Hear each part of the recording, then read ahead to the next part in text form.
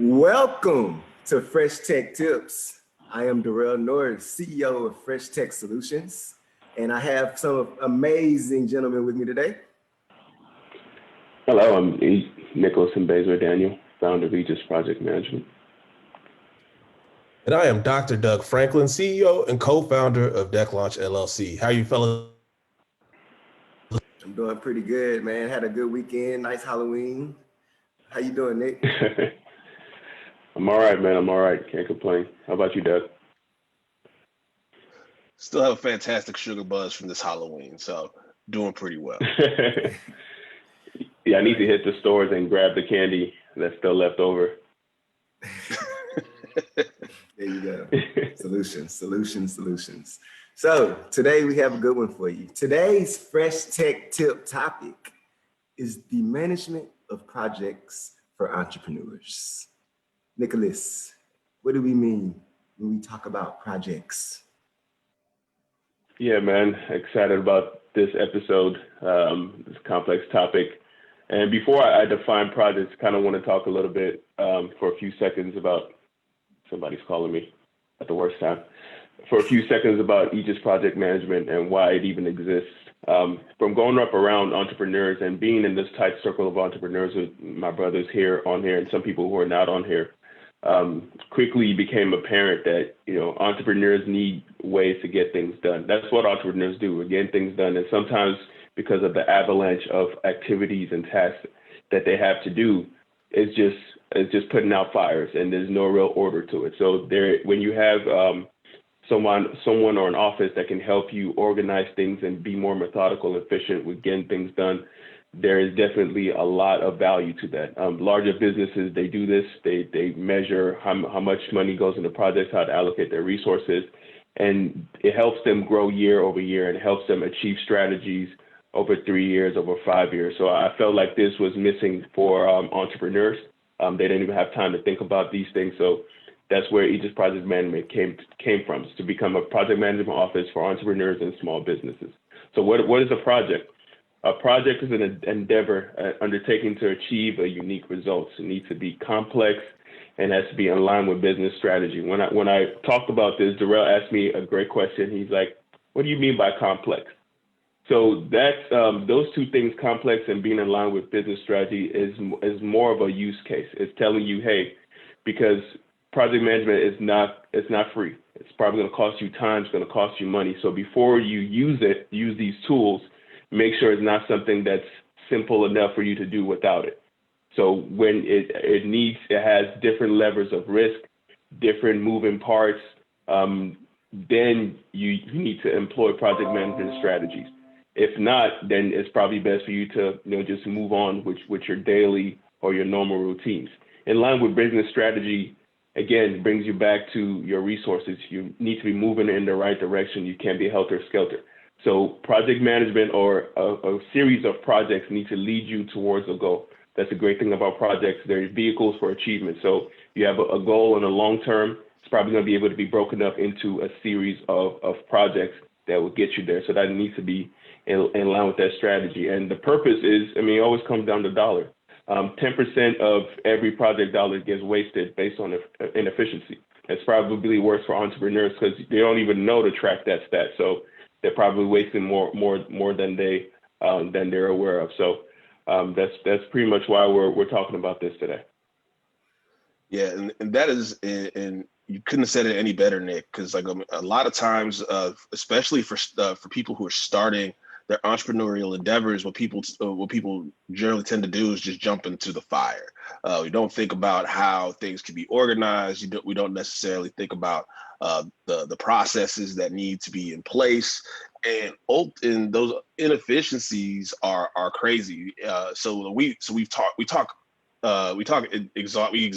the topic of wasted time is probably worse than wasted money, because your wasted time becomes the loss of money that you have in your business. And if you're not managing these concepts that you're doing every day, whether we're talking about routine or novel projects, then when it comes for you to grow, you're not going to have the infrastructure necessary for you to be able to launch, for you to be able to train somebody to do what you do, or even or if you've been making a lot of money, how could you even scale or sell your business to somebody else if you don't have all of those processes that come from project management? So it's worth the money at the beginning to trust the Aegis project management to help you build your business.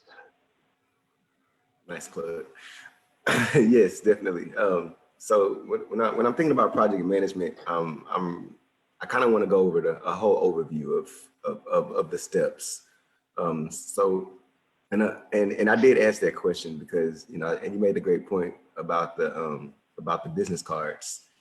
You know, if it's just a task, then it's a task, not a project. You need multiple tasks for it to be a project. So when we're talking about projects from a fresh tech solution standpoint, you know, we're talking about, you know, maybe a mobile app project. You know, there's multiple steps. There's, you know, you have to start with the vision. You have to plan out how you're going to execute it. You have to then you have to actually do the work. And then for us, that's one phase of the project. And then another project starts when the app is delivered. So we have to manage these projects. So each client that we have is for sure 2 projects for each client. Nick, you want to run through the steps? And we start with the vision. Definitely. And I love those points you made, especially because tech is definitely a nuanced part of project management because everything changes so quickly in tech. So it's definitely an area where you definitely need to employ these.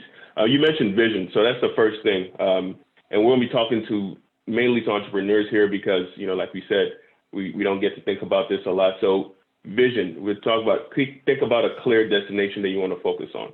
I know you're thinking about a lot of things when you're an entrepreneur. When you wake up in the morning, your to-do list is crazy, and you've probably forgotten more tasks than you remember. So when we want to define a project clearly, that's one of the first purposes of projects, to simplify what it is that you're trying to achieve so that you can actually achieve it and do it efficiently. So a clear vision and what is it that I want to get. So avoid vagueness. It can't be hey, I want to grow my company, man.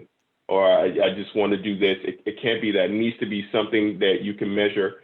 And I want to grow my clients in Texas by 5%. So I want to add 3 new businesses in Houston. Something like that you can clearly see, measure your progress towards that goal. And then that also allows you to plan for it. You can't plan for a vague idea. You can't plan for a platitude, but you can plan for something that is concrete. So the first thing is a clear vision. And this is definitely probably that's probably my favorite part, and one of our favorite parts when we're working with founders is helping them crystallize their vision, because that's the first step. Yeah, and so there's 2 bullets that we really want to highlight with regards to vision. And so the reality is, even though, you know, your vision is like this really grand forest versus the trees statement, you can't be too vague. So you don't want to say we're going to make a lot of money, or we want to grow, or we are or we want to be the biggest organization in your products and service in the world. Okay, what does that actually mean? And the reason why this is important, bringing it back to what we do at Deck Launch with regards to just pitching and being able to talk to investors about what you really do. Yeah. That is going to basically give you the elevator pitch from hell if you pretty much just give somebody a kind of a ballpark idea of what you're doing and not necessarily being a little clear. So with vision, there also are key performance indicators or KPIs. And so what those are the ways that you measure success. So if you're saying our goal is to have 30 clients a month, which is 1 new client a day, or increase our sales revenue by 20% this year, things like that are very important for you to be able to track. So why are they important for you to track? of course, to just to be able to understand what your business, how your business is doing, because it's really easy to look at how much money you're getting in when you can pay the bills, but that doesn't necessarily mean that your business is as effective as it should be, or even profitable. These might just be cash flows you're seeing today if you're not really tracking your KPIs. But bringing it back to the pitch, because that's what we do with KPIs and measuring your KPIs and being able to speak to your KPIs, you have the opportunity to show the validation of your product or service. You're able to show the traction that your service has, and then you're also able to, you might be even able to project how well you'll be able to do in the future. But most importantly, you're going to have information for investors who have money, who want to know if your business is going to actually generate revenue or if it's going to sink. And so figuring out those things, the KPIs is very vital because it really shows what you're doing with your business. So kind of like with the analogy that we talk about with hamburgers, don't go out and sell the hamburger without knowing how many hamburgers you need to sell every day. Yeah, and on the fresh tech side, cause I love it because this people will be able to connect with this easier. Because we're always talking about customer engagement. They're key performance indicators for those. The followers. That's why you track things like followers. That's why we track. If let's say project was a website, we were able to see how many people use it, how much of that was converted into sales. So things like that, instead of just a vague, just overall, just something that's unclear. They help you. They help you move forward, and also it helps you make decisions on whether to keep going or hey, I need to chop and change. So those are the main things there. And it gets real hard to make a bad decision when you know all the information. And that's with anything. Put that on the t-shirt. but no, seriously, because I made some decisions that I clearly wouldn't have made if I would have had the information there. And that's why it's so important for us to keep tracking everything that we do and take these analytics and use them. A lot of people take analytics all day and never look at them and never change it, and never change how they do business. But you have to see what works and what doesn't work. And it's all about those numbers. Yeah, so we'll zoom through to the next thing, which is, of course, planning, like Derrell just kind of led us into it. And a key thing I want to say here is milestones. So your little wins, moving incrementally. So, I mean, everybody is different. And the thing I love, and you might love and hate about entrepreneurship, is that, at the end of the day, sometimes, unless you're lucky enough to get a team, which we've talked about in another episode, so go check those out, see how you build your team. But most times it's going to come down to you. So sometimes you might get bogged down by the grandness of what it is that you're trying to achieve. So that's why it's good to have your little milestones that I know that if I achieve these 5 things, I'm going to achieve the greater goal. So that's why you have the big vision, and then we chop it into milestones. And that also allows you to plan, because it might be harder for you to plan about, hey, I'm going to increase my business by 5% in Texas. Might be easier to plan the exact places that you're going to go into, or the exact areas where you're going to do those little battles. Okay, I'm going to increase my marketing. Okay, I'm going to do some more hiring. I'm going to advertise in these areas I haven't advertised before. And when you achieve those little milestones, then you see the bigger goal it's going to be achieved. So I think about it on the greater level, and then those smaller steps to get that done. I really love the concept of breaking things down, specifically just for people in general, especially for entrepreneurs, of course. But a lot of times when we look at the final goal by itself, it's daunting. It's huge. If your goal is to make $100,000 in a month, and you look at it like $100,000, that sounds a whole lot worse than breaking it down by the day. So that is something that we want you to be able to see. So like when you breaking down your goals is really valuable. And then remain flexible. So don't stress if the milestones that you've made are too big. are requiring you more time than you thought, what you do is you just adjust. You don't have to in pre-production we laugh because Nick wrote "Don't die." Don't die for your plans. Like no, don't die on that sword, man. And I think this is cool because in tech, timing is so important. When clients come to us and they want a platform developed, they usually have a timing that they need it by, and that's because delivering those platforms are usually as part of a big strategy. So a couple of weeks, a month or two, it ends up being very, very, very crucial. So that's a key part about your planning, the timing. But sometimes you got to realize if something is going wrong, you have to understand that that's going to be part of it. I mean, and there are steps to build in, as far as buffers to plan it. If you plan properly, don't plan for only best case scenarios. You know what I'm saying? Yeah, Nick, you said, man, you need to say that because yes, we do provide timelines, but a lot of people don't understand in my industry, in the tech industry, that these things can change tremendously. And I'm not gonna blame. I don't like to blame people for the timeline change. I'm not gonna blame my developers or blame. It's always something that. It's always something that.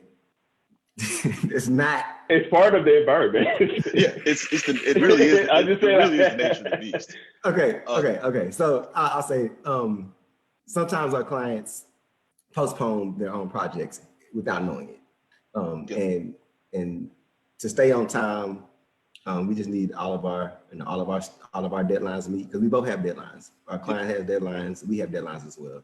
So yeah, time. That realistic time is very important for project management, especially when like Nick said, it's a crucial.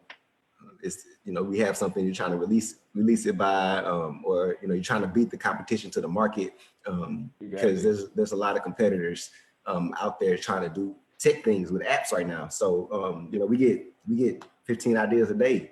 So the ideas are out there. So people need to, when they come to us, they want it. They want it. Yeah. And I have a really cool example about remaining flexible that comes from one of our clients. Shout out to Finance Us and Orlando Franklin. He's a straight to the top family member as well.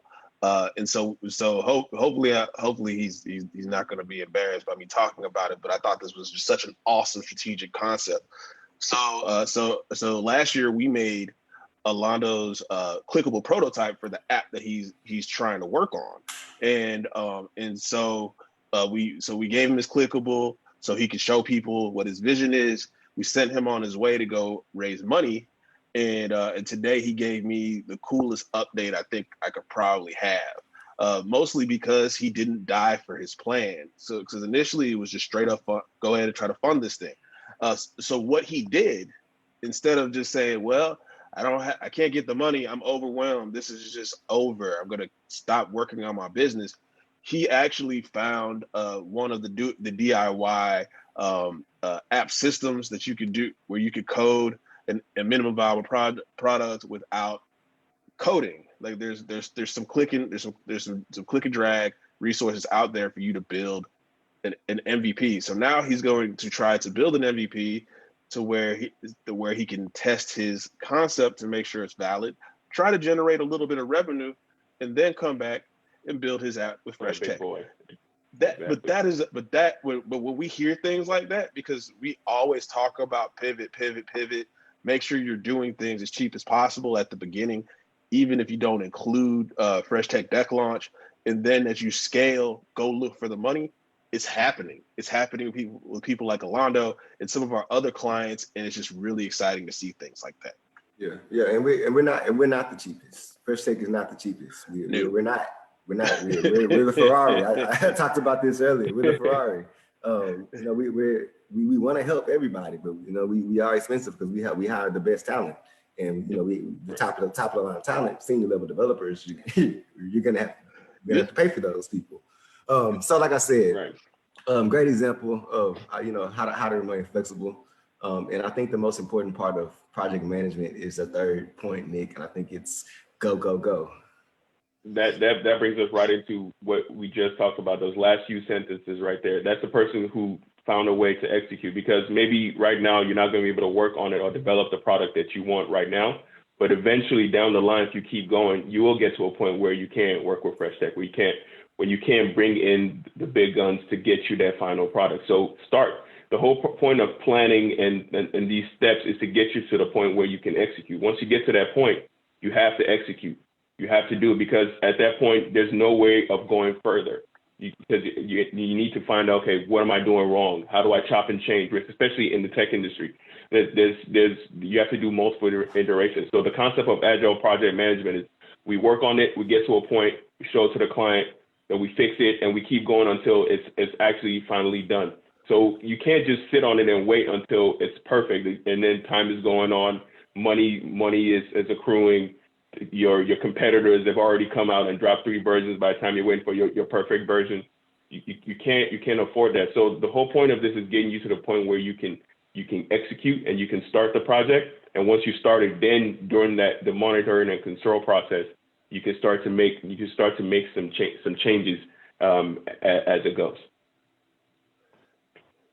So one of the things I love about just going ahead and doing it is the fact that a lot of entrepreneurs do not do this. Is basically the secret to how you actually can make money, right? Because you miss 100% of the shots you don't take. You have to get out of there. The president of Tally and Twine, which makes some really, really cool watches, pretty much said that entrepreneurs, for the most part, are predisposed to get stuck in their own heads as they continue to plan until someone takes over the market where they want to be in, and now you're planning again for a new market, and so now you've doubled up all the planning and you could have been making money. So you're already there. With vision and planning, you've already done enough. It doesn't have to be 100% perfect, because what you have to do, you still have to remain flexible, refine as you go. And how do you do that? You do that through monitoring the progress that you have, and controlling the project. So really making sure you're paying attention to the KPIs as you are working in your business. And then sometimes things just don't work out, and you got to cut bait as soon as you can. So for example, one of the things that we do at Deck Launch is like with some people that we have like these great meetings with, and I mean, especially with the pandemic, there were a lot of really cool projects that we were ready to work on that kind of disappeared off the face of the planet. And we emailed, and we called and we texted just to make sure that everything's okay, to see if people still wanted to go. But every phone call, email, text that we're doing to communicate with people who either didn't have the time, or were dealing with financial loss because of COVID, or just plain out found a different vendor, that prevented us from looking for new sales. Because every minute you spend on doing something that's like basically banging your head against a brick wall is wasted time, right, which is wasted money.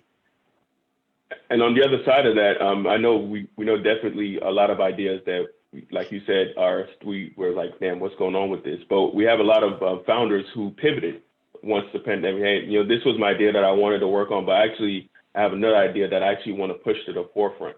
Prioritization, like, okay, the market has shifted. I want to push this forward. Let's work on it. And we're definitely happy to shift gears like that, because what is most relevant now? Whatever you're working on before the wind changes. I mean, you can't be crying over spilled milk. You need to clean it up, pour a new glass, and keep it going. So that's kind of the essence of what we're talking about. What this structure allows you to do is to be free, to relax a little bit. Okay, this is what I'm going to be doing. So that way you can make changes, because you won't get lost anymore. You're not just in the forest moving around. You actually have a map. So if you get lost, you can come back to the map and be like, all right, this is where I am. Okay, I skipped this step and this step. That's 86, this step. That's what project management gives you the freedom to do. And so let's talk about let's talk about closing out the project. So after we envision, plan, execute, and something that, and like I tell y'all all the time, sometimes we're talking to ourselves on this show. And sometimes all the time, every time, either as a reminder or is whipping ourselves. Right. And what needs to happen after we close out a project that is key is reflection. Yes. We need to take time, analyze how the project went. What lessons can we carry on to the next project? How can we improve? What could have we done better? And just take that to the next project. So and that's all part of that, knowing where you are. So and Nick, do you want to talk about documentation? Because those go hand in hand. I mean, it's once you deliver the project is working, it's so tempting to just move on to the next thing because you're already on an avalanche of stuff and you just move on. And what's going to happen is that you're going to make some of the mistakes 2 or 3, 4 times before you finally catch it. That's what's going to happen because you're just moving and moving. But if you have time to close a project properly, make proper documentation, file stuff away. How many times have you gone back to look for something, or you have a dispute months later and just you don't know where it is? It's simple things like that end up costing you over the long run, and also those things might affect the customer satisfaction. Imagine getting all the way through a project, doing all the work, and then a piece of documentation, something that wasn't documented, causes a disagreement that ends up shifting the way a customer feels about everything that you've done for them. That would be heartbreaking for your business because that's something that can be avoided. So don't take this step lightly. Growth, risk management, risk control. Try not to make mistakes. It's a constant learning process. So don't skip out on the learning part. When you learn it, internalize it, apply it, and before you move on. Yeah. And I wanted to touch on one more thing before we get out of here. Multiple projects. So this is like a preview because we have to talk about this another time. Yeah. Okay. Yeah. No, definitely. So I mean, for us, we have lots of open projects right now between all of our companies, and I just balancing those projects and making sure nothing gets left behind is a task that's done through processes. So if you have all of your processes aligned, you can handle multiple projects. You can be able to scale, and it's all about scaling. It's kind of like mini scaling. Right. For us. We started with a couple of apps. Now we have, I don't know how many apps we have open right now, probably like 6 or 7. But we still have those deadlines. So what has to happen? Right. We might have to extend our deadline. If it's normally takes us 6 to 8 weeks to make an app, now we have 4 clients. We can't say it's going to take 6 to 8 weeks from all of them. So the timeline may be extended to 8 to 12 or whatever it may be. And how you decide that is by looking at that past data, looking at how long it's going to take you to do individual tasks inside each project. So yeah, so it's just exactly. And it's multiple. No, those fantastic points, Derrell.